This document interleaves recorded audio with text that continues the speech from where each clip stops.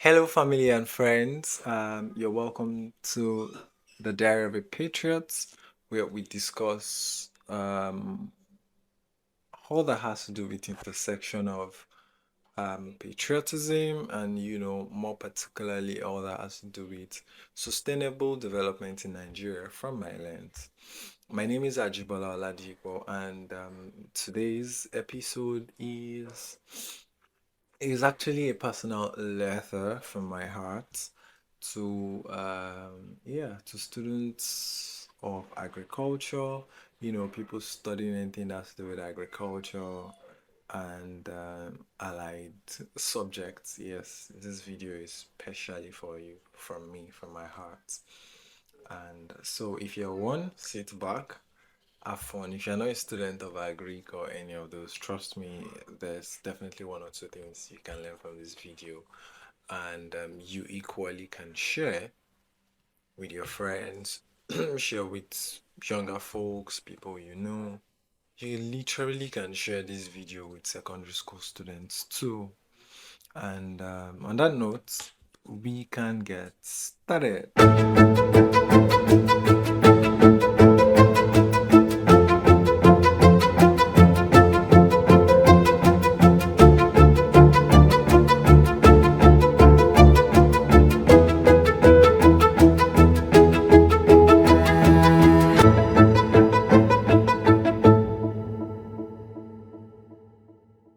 This particular video, this particular episode has everything to do with purpose, you pivoting, and more importantly, the power that you have, what you're holding on to, how much power, how much passion and so much change you can drive with it. Let's start with what's obvious. Across generation, many times you realize that many people who study agriculture or courses related to it, animal biochemistry, soil science, um, animal science, which other one? Crop protection, wildlife management, ecotourism management. When you start hearing courses like that and you engage them on a more deeper level, you realize that most people didn't set out to study that course. And then you begin to wonder, how did they get here? Or, the story is similar across generation. I had similar story with, I know, yeah, interesting. I even know some people are currently doctors, some were professors as well, whose stories are similar. And I was recently, I had reasons to, just a few months back, I was in Maiduguri and I was also in the University of Abuja. And I engaged with students studying many of these courses, and I realized that the story is still similar.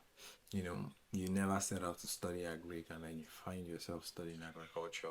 You don't study agroeconomics, you wanted something, someone wanted to study medicine and surgery and found themselves in the faculty of agriculture, and you begin to wonder what way forward, or what then do I do? And then for in some cases, for years, people are stuck with the idea of, oh, I'm studying what I don't like, I'm doing what I don't want to do, all of those ideas. But here's the thing, you really need to snap out of that if you are feeling that way. Um, you're like, oh, what exactly does the future hold for you? It's either of two things. One, you find a way to pivot into what you really wanted to do, or you can make the most of what you have. And yes, and that's what I really want to dwell on in this particular episode, having to dwell so much and making the most of what you have. Yes, it's really, just as I was saying, it's really how much of what you will do with what you've got.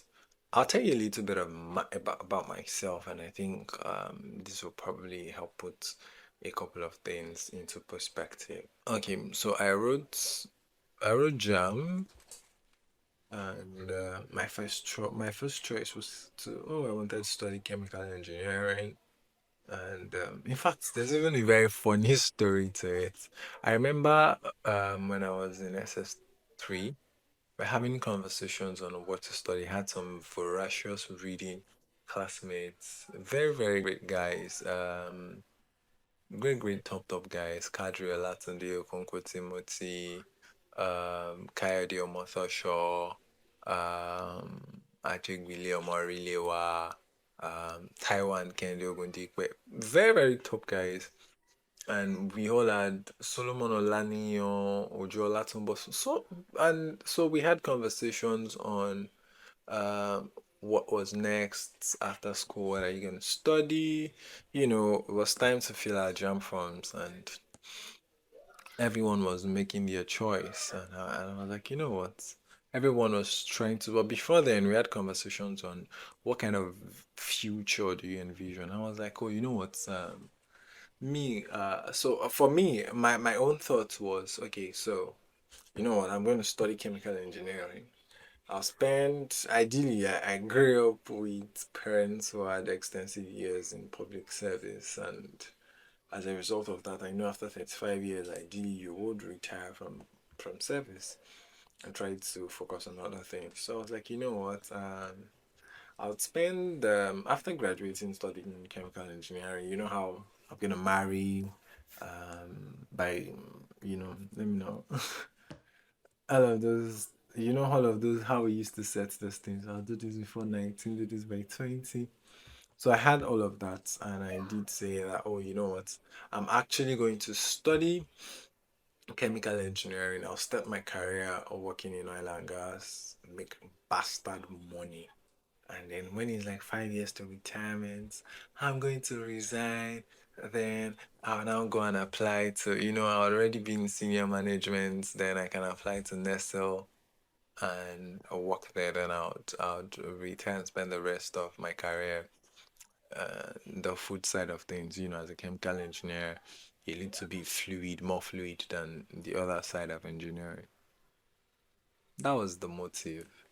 That was the idea. And interestingly, okay, of course, I passed JAM, wrote post UTME, I was finding myself to Bafemi Awolowo University, and somehow I didn't make the cutoff mark. And that was the first time I was actually going to fail. So it wasn't a failure, I just didn't make the cutoff mark. I think it was by a mark or two. And of course, no one was going to do anything in that regard. So I started to cry. I was not going to eat. My life was done for. There's nothing that was going to come out of my life. And then, from the fear of how my parents take the fact that this guy has just failed, to then I think my parents sort of figured what was going on, had some offers. I think my dad, at the point, my dad was like, oh, you know what, are you going to go to Bowen? Like, no, I'm not doing. And it has to be OAU, and it has to be this. And what I'll do is run a pre-degree stuff.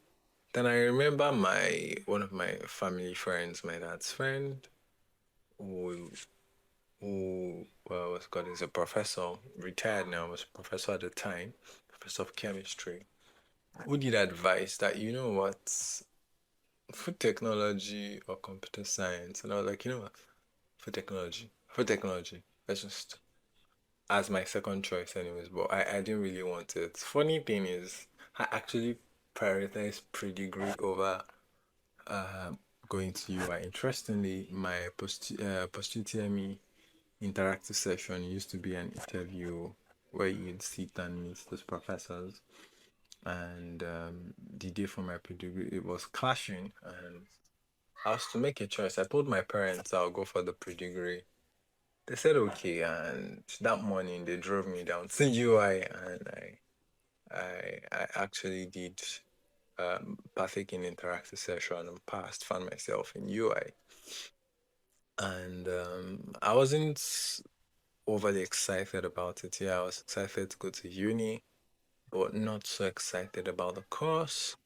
For the very first few years, I was trying to think of, oh, how can I even like get out of this department? I wasn't focused on making the most out of what I had. In fact, the whole idea of oh yeah, studying food technology, I didn't even accept that as a reality until 500 level, interestingly. And somehow I was winging it, but I never got to accept that as reality until 500 level. And when I did, some things made sense. It actually did make sense. And when I was done, but prior to that time, I was like, oh, you know what? When I'm done with this, I'll pivot, follow my passion, do the things I love, and all of that. But today, my primary work is some part of my primary work has all to do with food security, like food systems, food security, food safety, and very, very relevant. Very, very relevant today. I'm even grateful that I studied food technology. I'm so grateful that many of those things I learned. But everyone's story doesn't get to end the way mine did, or the dynamics could have played out differently. But in the course of all of my branching, I realized how so many of these things were so connected. For instance, post school, post NYS, the very first work I had to do was in the environment space. I saw food waste.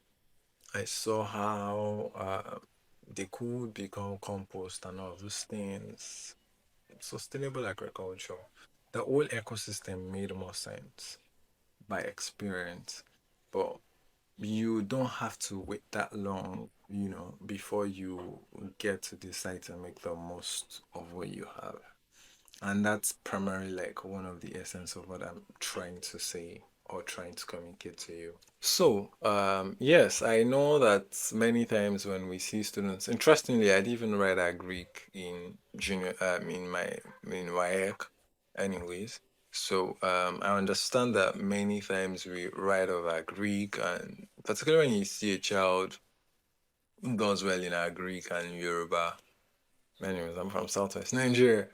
People say, "Oh, does he intend to be an herbalist?" That shouldn't be the response, because there's so much to agriculture as an ecosystem than than just farming. As a matter of fact, I even think, no, not just think, by realities on ground, people who maximize and make the most of the system are those that do things around the subject in itself, not even agriculture. There's trade, there's technology, there's financing, all within the agri space, all of this. Agric extension, for instance, that's education in agriculture. You know, many of those things. So you're passionate about education, there's actually a pathway for you. That's adult learning. So how can you domesticate? Many problems exist. What exactly are you passionate about, and how can you infuse that into where you currently have found yourself? How can these things work hand in hand? How can they work together? That's one question you should ask yourself. The real work of transforming agriculture happens outside of the farm. Even it's either before the seed came or after harvest. And within those two windows, there are a whole lot. Even like after harvest, you're talking about transportation, you're talking logistics, you're talking post-harvest preservation, you're talking about storage. That's a whole lot. And you guess what? The part that even sort of like interests me the most, that I'm very much concerned about, how many of these things are legislated. So if you are even interested in politics, pretty good. Understand this is a very good time for you to understand the technicalities of how many of these things work, and literally identify the gaps and loopholes that you think legislations should cover or fix. Agriculture is not a fallback course. I'm trying to emphasize that agriculture is not a fallback course. It's the front line. See, If there's no food, everything will crumble. All the noise everybody's making. If there's no food, and as a nation, we're at the mercy of, if there's no food in the world in 3 days and there's famine, there will be serious, serious problem. And that's for you to see how crucial agriculture is. It is not just something to fall back on. It's not a fallback course as JAMB and our schools make us to feel. Agriculture is bigger than farming. Don't get me wrong, farming is very crucial, very, very important, but it's just one link in the entire chain. It's just one link. Crucial, very important. Without farming, there's no food. And without food, there's a problem. Farming itself is just one fragment of all that has to do with food. So now, critical questions I think you should ask yourself and, help you put things in perspective. Number one, how are farmers selling to consumers? What are the platforms with which they are currently selling? Who are those building those platforms? How are those platforms being run? Is it technologically driven or not? How exactly is it driven? Who benefits from it? How? Where? And from, all of those modus operandi. This is a time to ask those questions. The financial tools that gives farmers, smallholder farmers, access to be able to do the things that they do. Who grants them? Critical question. And when we find answers to those questions, we'll be able to know where exactly to channel questions on financing. So if you're passionate about finance, and yes, finance, access to finance is a serious issue.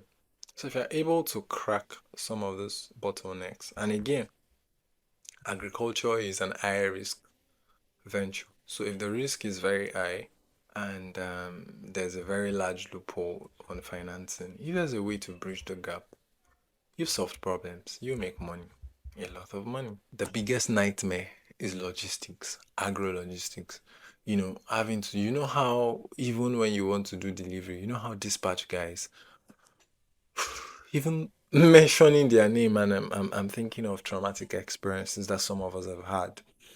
So now imagine those that transport foods, like truckloads of food. So imagine the logjam, the kind of headache that they give to market women, that they give to owners, to farmers, and those middlemen that are in charge of ensuring their foods move, or the union and association. Because in fact, that's even another big deal. When you begin to think about that, you realize that that in itself is also a gold mine. Who is going to solve the problems in that space? If you're even studying a course like mine and you studied food technology, then I might begin to ask you questions about post-harvest loss. How can we improve that? How can we work on designing solutions? Recently I've been working on a project that has to do with how we can reinvent yam barns and see how much we could do with it. How our forefathers had yam barns, so how can we innovate and make sure that it still serves us now and reduce post-harvest loss with tubers? And it's really been an interesting and insightful research work that has been. But you know, there are so many other variants of food. I know that what we also eat over time has changed. But then what exactly are we doing to ensure that post-harvest losses are reduced? What are we doing with what's it called, mechanization in agriculture? Another critical thing will be land tenure system, having to lease farm access to farmland, or situation where farmlands are being sold and they are becoming residential areas. How are we able to protect farmlands? These are critical issues that solutions can be proffered to. And we need to begin to position ourselves as thinkers. We really need to think about these things. And we are only able to think and solve this problem when we literally are invested in it. Just like me, I wasn't even seeing many of these things before because I was so fixated on, oh, how did I find myself here? or what am I doing here?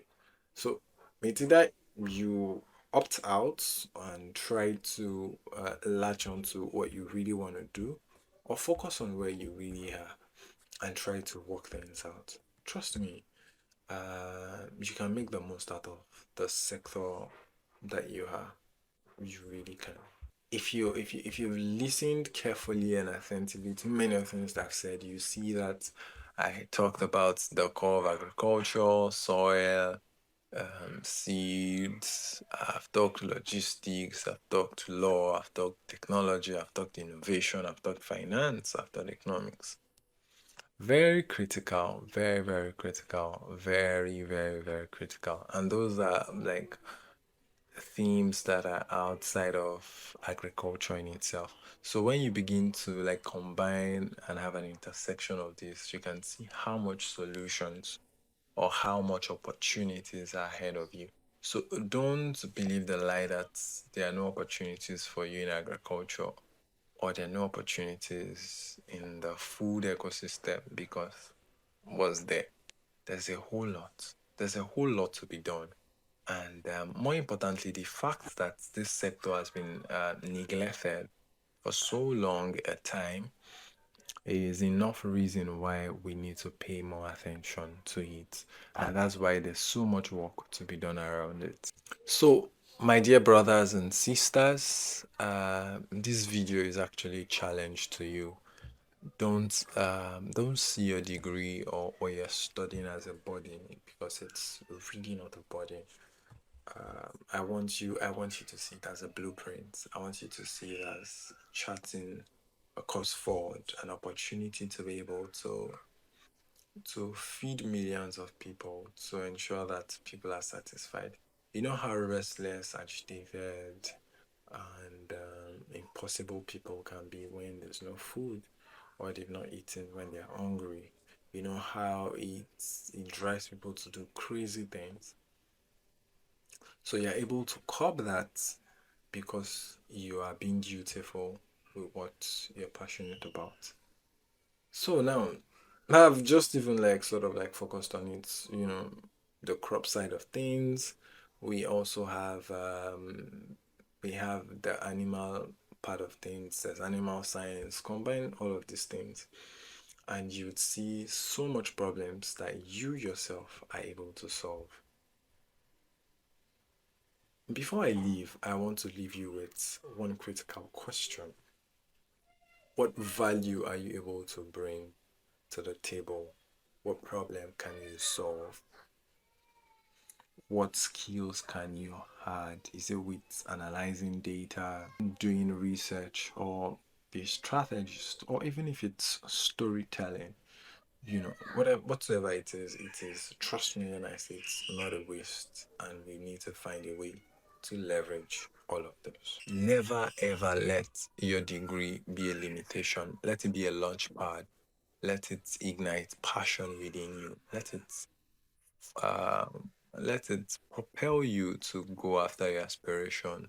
Let it fuel your dreams. Let it fuel your aspiration. It's not a limitation. It's not a baggage. It's not a cobweb. It's not tying you down. So, I'd encourage you while you're still in school, ensure that you network, make friends across board, in social sciences and law, in arts.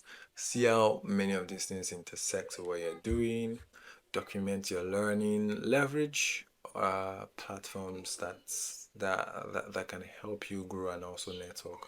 Platforms like LinkedIn, Medium, even on Twitter, now called X. Those platforms are things you can leverage for your own professional development as well. You're not stuck. You matter. What you're studying matters, and I can assure you that you will be doing fine. Just like I said, this is from my heart to you. I hope you learned something, and I hope you do have a very beautiful day ahead of you. With all of my love, and I'm wishing you all the best. I'll see you next time on another video where, we talk policy, talk politics, governance, our role as citizens, and more importantly, how all of this intersects with what I do. Until next time, my name is Ajibola Oladiipo, and I'll implore you to please like, comment, and if you're studying anything that has to do with agriculture or this ignited something in you, you could leave a comment and we could take it up from there. Let's grow this community. Please, if you're not following, please click on the subscribe button, hit the notification bell, and I'm sure you would actually enjoy your time here. Until next time, I'll see you again. Bye for now.